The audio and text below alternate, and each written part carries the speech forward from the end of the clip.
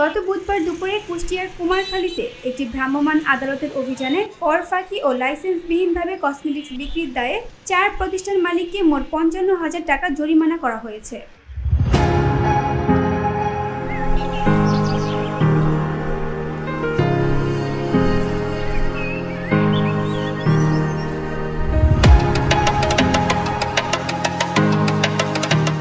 বেলা 1টা থেকে দুপুর 2টা 38 মিনিট পর্যন্ত কুমারখালী শহরের সোনাবন্ধু সড়কে এই অভিযান চালানো হয়। অভিযান পরিচালনা করেন উপজেলা সহকারী কমিশনার বিজয় কুমার জোয়ারদার।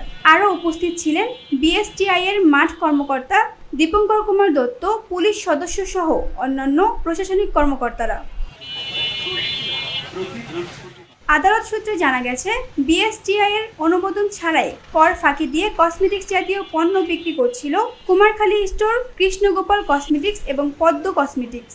ভ্রাম্যমাণ আদালতের মাধ্যমে প্রতিষ্ঠানগুলোর মালিক নয়ম শেখ, কমল সাহা এবং সুকুমার সাহাকে প্রত্যেকে 10,000 টাকা করে মোট 30,000 টাকা জরিমানা করা হয়। দেখা যায় বেশিরভাগই মানুষ লাগেজ যে প্রোডাক্টগুলো আছে কসমেটিক্স, এগুলো বাংলাদেশ সরকারকে ট্যাক্স না দিয়েই তারা লাগেজের মাধ্যমে এনে এগুলো বিক্রি করছে, যা বাংলাদেশ সরকারের অপরিণীয় ক্ষতি হচ্ছে। অন্যদিকে লাইসেন্সের মেয়াদ না থাকা রানা টেক্সটাইলের শতাধিকারী মাসুদ রানাকে 25,000 টাকা জরিমানা করা হয়। এ বিষয়ে সহকারী কমিশনার বিজয় কুমার জোয়ারদার জানান, কর ফাঁকি ও লাইসেন্সবিহীন পণ্য বিক্রি জনস্বার্থে হুমকি।